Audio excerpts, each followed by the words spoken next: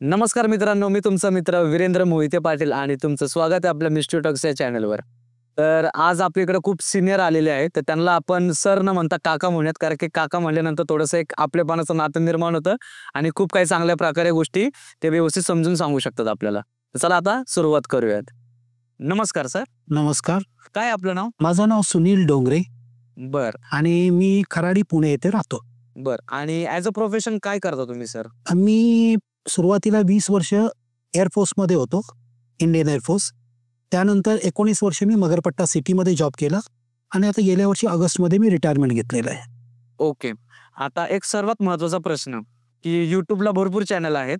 तर तुम्हाला असं का वाटलं, की मिस्टर टॉक्सवरच येऊन तुमचे सगळे अनुभव तुम्हाला शेअर करावेत म्हणून? सर, खरं सांगू, मी तुमचाही कार्यक्रम बऱ्याच दिवसापासून बघतोय आणि या विषयांवरचे इतरही पॉडकास्ट बघतो. तुमचा कार्यक्रम साध्या सोप्या भाषेत सांगायचं तर हा नो नॉनसेन्स कार्यक्रम आहे, ज्याच्यामध्ये आचरटपणा अजिबात नाही. तुमची भाषा सभ्य असते. कित्येक वेळा तुमचा पॉडकास्ट मी माझ्या मिसेससोबत किंवा मुलांसोबत बघतो, कुटुंबाबरोबर. कुटुंबासोबत. इतर काही असं असतं की ते कार्यक्रम मध्ये मध्ये शब्द असे असतात की आवाज म्यूट करावा लागतो बरोबर. किंवा कार्यक्रम बंद करावा लागतो. या महत्वाच्या कारणामुळे मी तुमचा पॉडकास्ट निवडला आणि तुम्हाला कॉन्टॅक्ट केला. बरं. आता तुम्ही एवढी प्रशंसा केली, हे तुमच्या खूप मनाचा मोठेपणा आहे आणि आमच्यामध्ये जे काही तुम्हाला चेंजेस दिसतात किंवा जे काही पद्धतीने आमचं बोलणं होतं, हे पूर्ण आपलं मिस्टर टॉक्सच्या फॅमिलीच्या मार्फतच झालेलं आहे. कारण की दरवेळेस आपल्या स्टार्टिंगला ज्या काही चुका व्हायच्या, त्या पूर्ण आपल्याला आपल्या फॅमिलीनीच कमेंट करून समजून सांगितल्या. त्यानंतर ह्या सगळ्या सुधारणा झाल्या आणि त्याच्यामुळे तुम्ही आता आपली प्रशंसा करताय. जे आहे ते मी बोलतोय. मी प्रशंसा वगैरे करत नाहीये. ती सत्य परिस्थिती आहे. कारण जितके मी व्लॉग्स बघतो, बऱ्याच प्रकारचे बघतो, मला तुमचा हे दोन याच्याकरता आवडतात. भाषा अतिशय चांगली, कसलाही अपशब्द नाही. सहकुटुंब, सहपरिवार तुम्ही तो दोन्ही प्रकारचे हे ब्लॉग बघू शकता. त्यामुळे मी तुमचा ब्लॉग निवडला. तुमचं मनःपूर्वक धन्यवाद सर. तर चला आता सुरुवात करूयात. काय कसे तुमच्यासोबत अनुभव घडले सर? माझ्या आयुष्यात 2 घटना घडल्या. पहिली जेव्हा मी 8वी किंवा 9वीत होतो आणि त्यावेळी आम्ही खडकी बाजार येथे राहिलो होतो. माझे वडील आर्मीमध्ये असल्यामुळे आम्ही आर्मी क्वार्टर्समध्ये राहायचो. तर त्यावेळी तुम्हाला माहिती आहे, मोबाईल किंवा टी व्ही वगैरे हे प्रकार नव्हते. काहीच नव्हते. एक एंटरटेनमेंट करता आपण संध्याकाळी ग्राउंडमध्ये खेळायचो. घरी आलो, अभ्यास झाला की आम्ही भावंडे जे किंवा आजूबाजूची मुलं आम्ही गप्पा मारायचो आणि त्याच्यामध्ये मुख्य रात्री 8-9 नंतरच्या गप्पा असायच्या भूताखेतांच्या. किंवा त्यावेळी तुम्हाला एक गोष्ट आठवत असेल, प्लॅनचेट चालायचं खूप. तर आम्ही प्लॅनचेट पण करायचो अधूनमधून. अरे बापरे! प्लॅनचीट हा प्रकार आम्हाला तर माहीत आहे. पण तुम्ही जर सविस्तर सांगितलं तर आपल्या प्रेक्षकांनाही त्याच्या बाबतीत सगळं म्हणजे गोष्टी माहीत पडतील. काय असतं, आपण या ठिकाणी बसलोय किंवा कुठेही आपण आहे, आपल्या आजूबाजूला अतृप्त आत्मे फिरत असतात. असे आत्मे ज्यांचं अकाल मृत्यू झालेला आहे, ॲक्सिडेंट, आत्महत्या आहे. आणि हे आत्मे जगाच्या पाठीवर सगळीकडे असतात. फक्त आपल्या भारतातच आहे असा काही प्रकार नाही. इव्हन युरोपियन देशांमध्ये सुद्धा या गोष्टी घडतात. ते जे आत्मे असतात ते अतृप्त म्हणजे आत्मे असतात. त्यांचा हा प्रयत्न असतो की ते मनुष्य प्राण्याच्या संपर्कात यावं त्यांनी, आणि जेणेकरून त्यांच्या जे अतृप्त इच्छा आहे ते तुमच्या माझ्यासारख्या माणसाच्या माध्यमातून ते पूर्ण करून घेऊ शकतात. तर प्लॅनचेट हा असा प्रकार आहे की त्या आत्म्यांना बोलवणं आणि त्यांना तुमचे जे डाऊट्स असतील ते त्यांना विचारणं, ते कित्येक गोष्टींचे उत्तरं देतात. तर माझा एक आत्तेभाऊ आहे, त्याचं नाव आम्ही त्याला म्हणतो, बेळगावला असतो तो, माझ्या मूळ गावी. त्याच्या हातून प्लॅनचेट तो जेव्हा कॉलेजमध्ये होता, आम्ही 8वी-9वीत होतो, तर तो खूप करायचा. आणि तो कुठेही गेला नातेवाईकांकडे किंवा मित्रमंडळींच्यात, तर ते सगळे त्याच्या मागे लागायचे, रवी प्लॅनचेट करू. प्लॅनचेट म्हणजे काय असतो, एक बोर्ड असतो किंवा आपला जो पाट असतो, तो पाट अगदी गुळगुळीत असला पाहिजेत. त्याच्यावर A to Z 1 2 3 4 9 0 yes, no आणि स्टार्ट एंड एवढं मार्किंग केलेलं असतं. आणि एक साधारणतः झाकण किंवा एखादं म्हणतो ना मोठे बुच आपण त्याच्यावर ठेवतो आणि आजूबाजूच्या आत्म्यांना आव्हान करतो की बा या आणि आम्हाला जे तुम्हाला काही प्रश्न विचारायचे आहेत. आत्मे ताबडतोब येतात. त्याच्यात 2 गोष्टी लक्षात ठेवणं महत्त्वाचं आहे. त्यावेळी आपण काय करतो, आपलं एखादं म्हणजे वडीलधारं माणूस गेलेला असतं घरातलं, आपण त्यांना बोलवायचा प्रयत्न करतो. पण काय होतं, जो आत्मा तुमच्या सगळ्यात जवळ असेल तो पटकन पोचतो. काही वेळा ते आत्मे खोटं पण बोलतात किंवा मी अमुक अमुक नावाचं म्हणजे तुमच्या नातेवाईकाचं नाव सांगतात. तुम्ही रेफरन्स विचारले, रेफरन्स सांगतात.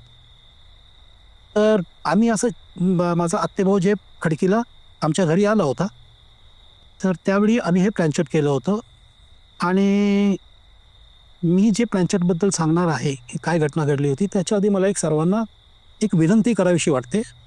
हा प्रकार घरी करू नका.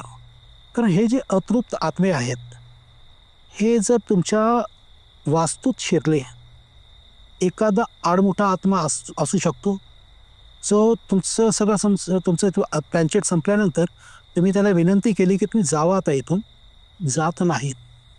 मी असा प्रकार पाहिलेला आहे आणि त्यामुळे माझे वडील मला कायम ओरडायचे. तेही आर्मीमध्ये होते. ते म्हणायचे प्लॅनचेट घरात करू नका. आत्तेभाऊ आला की आम्हाला जे हुरूप यायचा ते एकदा तो आला आणि आम्ही त्याला म्हटलं दादा प्लॅनचेट करू, दादा प्लॅनचेट करू. संध्याकाळी मी शाळेतून परत वगैरे आलो, सगळं झालं. एक 7-7:30ला प्लॅनचेट करायला. वडील म्हटले घरात नाही करायचं, वरांड्यात जाऊन करा. वरांड्यात आम्ही करायला गेलो. तिथं मी, आई, वडील, आम्ही 4 भावंडं आणि माझ्या मोठ्या बहिणीची मैत्रीण, तिचं नाव सुक्का, ती पण आली होती. आणि मी, आत्तेभाऊ आणि माझ्या घरचं एक कोणीतरी सदस्य, आम्ही तिघांनी ते झाकणावर बोट ठेवलं. आत्तेभावानं आत्म्याचं आव्हान केलं. 1 ते 1.5 मिनिटात 2 वेळा आव्हान केल्यावर एक आत्मा आला. ते कसं कळलं की आत्मा आला म्हणून? ते झाकण जे फिरायला चालू होतं, झाकणाची मुवमेंट होते आणि त्यानं जेव्हा ते झाकण थोडंसं शेक झालं ते इंडिकेशन आहे की त्याच्यात आत्मा आलेला आहे. ते असं काय बोलतात की त्याच्याने आत्मा येतो, म्हणजे त्याची काय प्रोसेस काय म्हणते? त्याची प्रोसेस की तुम्ही मंत्र वगैरे काही नाही आहे, तुम्ही जनरल आव्हान करा की आम्ही असं असं प्लॅनचेटला बसलेलो आहोत आणि जर कोणी आत्मा आजूबाजूला अवेलेबल असेल तर त्याने यावं. आम्हाला काही शंका कुशंका आहेत, काही प्रश्न विचारायचे आहेत, आम्ही तुम्हाला विचारू, कृपया त्याची उत्तर द्या. काही वेळा असं होतं की ताबडतोब येत नाही, 2-2, 3-3 वेळा आव्हान करावं लागतं. तर आम्ही काही 2-4 जुजबी प्रश्न विचारले. तर माझी आई तेवढ्यात म्हटली, आता माझी बहीण माझ्यापेक्षा 4 वर्षांनी मोठी, 20-22ची होती ती आणि तिची मैत्रीण सुद्धा, तिला स्थळ बघणं चालू होतं. माझ्या आईनं रवीला सांगितलं, रवी जरा विचार रे त्याचं लग्न कधी होणार. रवीनं जे त्या आत्म्याला प्रश्न विचारला, सुखाचं लग्न कधी होणार, कधी होणार बरं का, कोणासोबत होणार माहीत नव्हतं, कधी होणार. त्यानं उत्तर दिलं RAVI, जे रवी. आम्हाला थोडंसं आश्चर्य वाटलं. आई परत म्हटली, अरे रवी त्यांना विचार सुखाचं लग्न कधी होणार. रवीनं प्रश्न विचारला, सुखाचं लग्न कधी होणार. उत्तर परत आलं RAVI, रवी. आम्हाला हसू आलं सगळ्यांना आणि आम्ही चिडवायला चालू केलं सुखाला, तुझं लग्न रवीसोबत होणार. तर आम्ही सगळेच हसायला लागलो. चेष्टा केली त्या आत्म्याची. ते आत्म्याला राग आला की काय होतं, ते जे झाकण होतं RAVI करून परत ओरिजिनलला आलं होतं, ते जवळजवळ 2-3 वेळा असं गर गर गर गर फिरलं आणि बाजूच्या भिंतीवर जाऊन ते झाकण आपटलं. मी स्वतः बोट ठेवलं होतं, त्यामुळे मला माहिती आहे ते गर गर गर जे झालं, धाडकन जाऊन पडलं ते झाकण. सगळ्यांना समजलं की बा या आत्म्याला राग आलाय. आम्ही तिथं हात जोडले सगळ्यांनी, ही आमची चूक झाली, तुमची चेष्टा करायला नको होती, आम्हाला क्षमा करा. आणि सगळे घाबरलं असल्यामुळे आई म्हटली की त्यांना जायला सांग. मग रवीनं जे हात जोडून आम्ही सगळ्यांनी विनंती केली की तुम्ही जाऊ शकता आणि परत गरज पडली की आम्ही तुम्हाला बोलवू. झालं. ही घटना साधारणतः 1979-80च्या दरम्यानची. त्याच्यानंतर माझी 10वी झाल्यानंतर आम्ही आमच्या मूळ गावी बेळगावला परत गेलो. मग त्याच्यानंतर पुढे झालं काय तुमचं त्या बैठकीनंतर? त्या बैठकीनंतर आम्ही तो नाद सोडला. जवळजवळ 3-4 वर्षानंतर बेळगावला रवीचं लग्न झालं आणि त्याच्यानंतर त्याचं लग्न झाल्यानंतर 4 दिवसांनी आमच्या घरात विषय निघाला.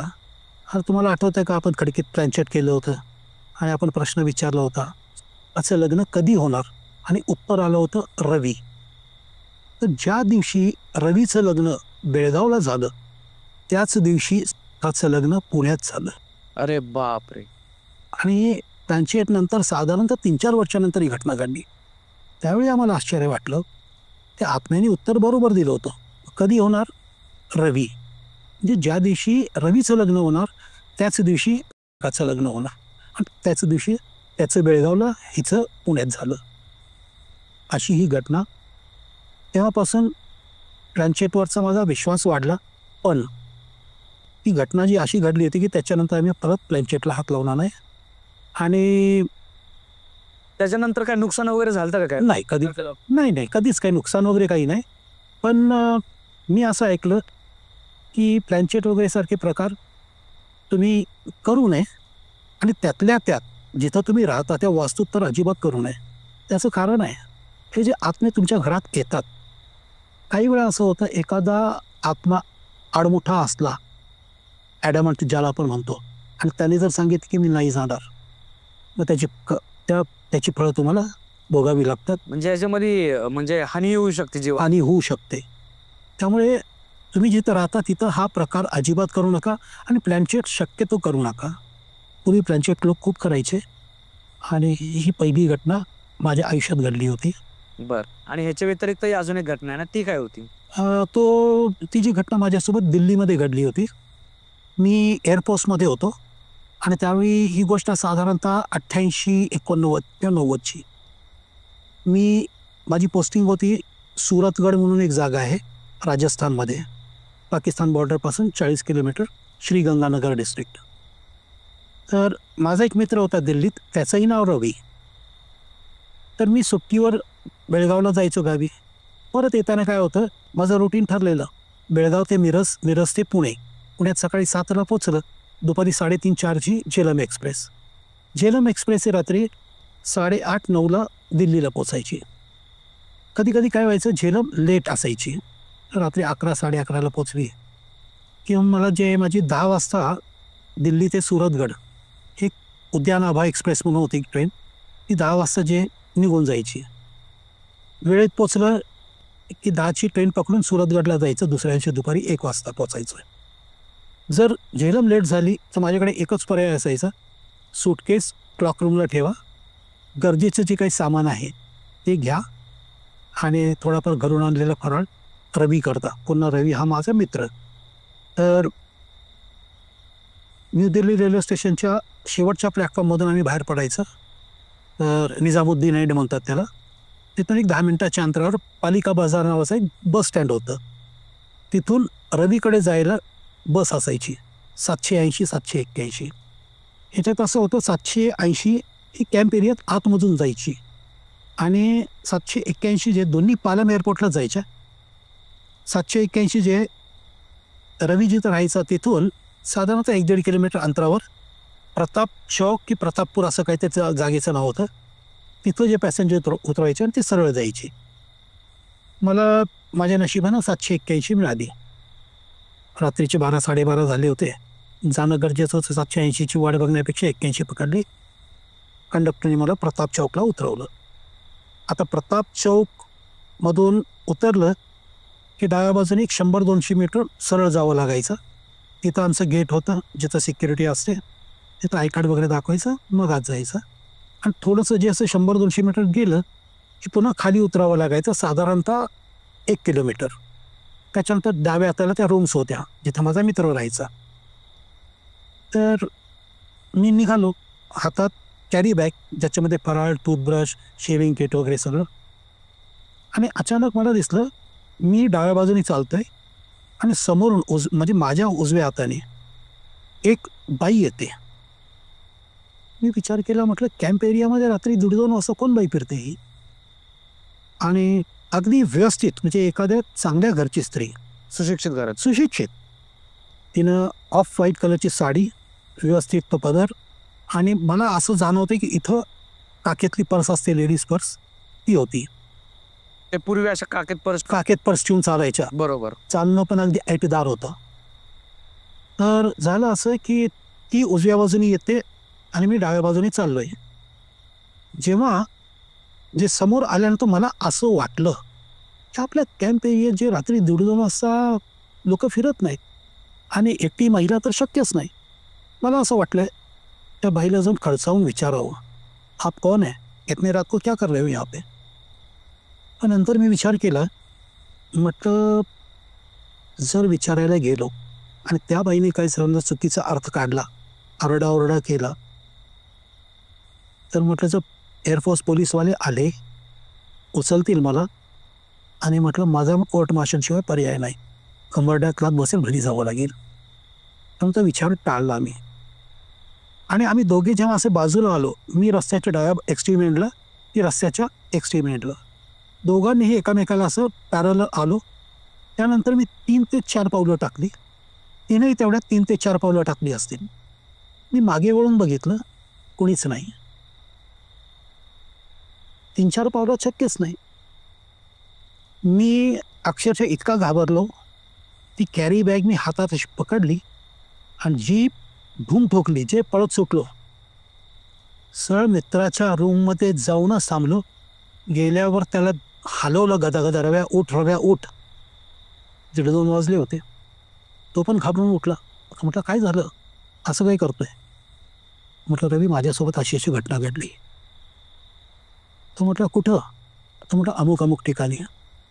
अरे म्हटलं वेडा आहे का तू? तिथून डाव्या बाजूला रस्ता आहे आत, आणि तिथं जे फॅमिली क्वार्टर्स आहेत तिथली कुणीतरी बाई असेल. तर मी त्याला म्हटलं अरे तिथं कुठं रस्ता आहे वळायला? तो म्हटलं तिथं डाव्या बाजूला एक छोटासं जे पायवाट आहे. नाही रे म्हटलं, मी कधी नाही बघितली. तो हसला मला. म्हटलं इथं तू राहतोस का मी राहतो? म्हटलं असेल बाबा, काय सांगता येत नाही. तर रवीने मला पाणी वगैरे दिलं. मग मी त्याला प्रश्न विचारला, म्हटलं अरे आपल्या कॅम्प एरियात रात्री म्हटलं 1-1:30-2 वाजता एकटी बाई फिरत नाही. मग तो म्हटला अरे इथल्या काही फॅमिलीज पालम एअरपोर्टला जॉब करतात, फ्लाईट पर्सर, तिथं काय आणखीन इतर ड्युटीज. तर सेकंड शिफ्टची त्यांची ड्युटी 12-12:30ला सुटते, आणि त्यांच्या एअरपोर्टच्या बसेस आहेत, त्याच्यानी ते आपल्या इथं गेटवर आणून सोडतात त्यांना. लेडीज उतरली, आपला कॅम्प एरिया सेफ असतो, तिथं काही भीती नसते. बायका म्हटलं चालत जातात. अच्छा म्हटलं असेल. माझी भीती गेली. रवीने पाणी वगैरे दिलं, पाणी पिऊन झालं, थोडा फराळ वगैरे केला, आम्ही झोपलो. सकाळी 8:30-9 वाजता उठलो आम्ही दोघंही. मेस आमचा ब्रेकफास्ट जे 8:30ला संपतो. रवी मला म्हटलं आपण आपलं जे कॅन्टीन आहे दुसरं, तिथं जाऊ, तिथं ब्रेड आमलेट खाऊ. चालेल म्हटलं. दोघं आम्ही गेलो तिथं. तिथं गेल्यानंतर मी बघितलं इथं तर कुठं वळायला रस्ताच नाही आहे. जिथं मला ती बाई गाठ पडली होती तिथून जे 10 मीटरवर ते हॉटेल, फेट कॅन्टीन म्हणतो आम्ही त्याला. आणि मी रवीला म्हटलं अरे रव्या, इथं कुठं रस्ता आहे म्हटलं वळायला. तो हसला. तर म्हटलं इथं वळायला रस्ता नाही आहे, पण म्हणे रात्री जर तुला सांगितलं असतं तू आजारी पडला असता घाबरून. असं काय होतं? त्याला मला खरं सांगितलं नाही त्यानं. मग त्यानं मला सांगितलं ती बाई तुला पहिल्यांदा नाही, याच्या आधी 4-5 जणांना दिसलेली आहे. आणि तेवढ्यात काय झालं, आम्ही ब्रेड आमलेट खाऊन चहा पिऊन बाहेर पडलो. आणि आमचाच एअरफोर्सवाला एक तेलगू होता, राव. तर तो चहा प्यायला आला होता. तर रवीने जे त्याला बोलवलं, राव इधर आ म्हटला. राव आला. हा बोल रवी, ये मेरा दोस्त है डोंगरे, इसको रात को दिखी थी. त्या रावच्या चेहऱ्यावर 12 वाजले. तो म्हटलं किधर दिखी थी? म्हटलं इधर ही, ये रोड पे. कुछ बात भी तो नहीं करने का कोशिश किया ना उसके साथ? मतलब नहीं, मेरे दिमाग में आया था, लेकिन बोला फिर मैंने सोचा किस लिए पंगा लेना, अकेली लेडी है। तो मतलब बहुत अच्छा काम किया तूने, तू बात नहीं किया। 7-8 महिने पहिले त्याची गाठ पडली होती आणि त्यानं काय केलं, त्याला वाटलं बा आपण विचारू खडसावून, कोण आहे तुम्ही रात्रीचं इथं एकटे कसे फिरताय कॅम्प एरियात? तर म्हणे मी गेलो आणि तिला म्हटलं मॅडम 1 मिनिट. तिने म्हणे त्याच्याकडे असं वळून बघितलं, फाटका विद्रूप चेहरा. बापरे. राव म्हटला मला एवढं आठवतंय, माझी पॅन्ट ओली झाली आणि चक्कर आली मला, मी तिथं पडलो बेशुद्ध. बेशुद्ध. नंतर एक पुढचं त्याला काहीच माहीत नाही. साधारणतः सकाळी 6-6:30 वाजता नाईट ड्युटीवाले कोणीतरी परत येत होते. त्यांनी बघितलं आपला कोणीतरी माणूस पडला इथं. उचललं, त्याने पोलीसवाल्यांना बोलवला, एअरफोर्स पोलीस. त्याला घेऊन हॉस्पिटलला घेऊन गेले. 3-4 दिवस हॉस्पिटलमध्ये होता तो. तो म्हटला मी घाबरलो होतो, मला ताप चढला होता. तो म्हटलं मी पुढे 2 महिने नाईट ड्युटी घेतली नाही आणि माझ्या डोक्यातून ते जायला जवळ 3-4 महिने लागले. तुझं नशीब चांगलं, तो त्या बाईकडे प्रश्न विचारायला गेला नाही. मी अक्षरशः माझी ट्रेन रात्री 10ला होती, मी 6 वाजता ती जागा सोडली. रवी मला म्हटला अरे 10 वाजता ट्रेन आहे, 9 वाजता तुला बसमध्ये बसून देतो, अर्ध्या पाऊण तासात पोचशील. म्हटलं बाबा मला माफ कर, मला जाऊ दे इथं, मला परत नाही यायचं. कारण तो जो प्रसंग घडला होता तो इतका भीतीदायक होता. 4 पावलं टाकणी मागे वळून बघतोय गायब. बापरे. अशा 2 घटना माझ्या आयुष्यात घडलेल्या आहेत. बरं. आणि तुम्ही मला सांगितलं ना की हे जे प्रकार घडले ते एकच व्यक्तीचं नव्हते, तो काय प्रकार होता? माझ्या आत्ते भावाचं नाव पण रवी आणि हा दिल्लीमधला माझा जो मित्र होता एअरफोर्सचा, त्याचंही नाव रवी. अच्छा. माझ्या आयुष्यात हे ज्या 2 घटना घडल्या त्याच्यामध्ये दोन्ही बाजूला रवीच इन्व्हॉल्व होता. एकीकडे आत्तेभाऊ, एकीकडे मित्र. परत त्याच्यानंतर ती स्त्री काय दिसली का तुम्हाला परत? नाही, कारण का नंतर मग माझी तिथून बदली झाली, मी दुसऱ्या ठिकाणी गेलो अंबाल्याला आणि त्याच्यानंतर मग जे रवी पण तिथून निघून गेला. त्याच्यानंतर माझं त्या भागात कधीच जाणं झालं नाही. म्हणजे परत तसला काही प्रसंग आलाच नाही? नाही, त्याच्यानंतर माझ्या आयुष्यात कधीच प्रसंग नाही. हे 2 प्रसंग माझ्यासोबत घडलेले आहेत, म्हणून मी हे शेअर करण्याकरता तुमच्याकडे विशेष कॉन्टॅक्ट केला. बरं. तर मित्रांनो, हे होते आपल्या काकांसोबत घडलेले अनुभव आणि त्यांनी ज्या प्रकारे सांगितलं की प्लॅनचेट हा प्रकार तुम्ही कुठेही ऑनलाईन बघून घरात हा उपयोग करू नका या गोष्टीचा, कारण की ह्याच्यामध्ये खूप मोठ्या पद्धतीने हानी होते. ह्याच्यामध्ये पिढ्यानपिढ्या उद्ध्वस्त झालेल्या आहेत. तर तुम्ही हा प्रकार अजिबात एक्सपेरिमेंट करू नका ह्या घरामध्ये. तर ह्या व्हिडिओच्या माध्यमातून तुम्हाला काय शिकायला भेटलं नक्की कमेंट करून सांगा. तर चला आता इकडंच थांबूयात. धन्यवाद. जय हिंद, जय महाराष्ट्र.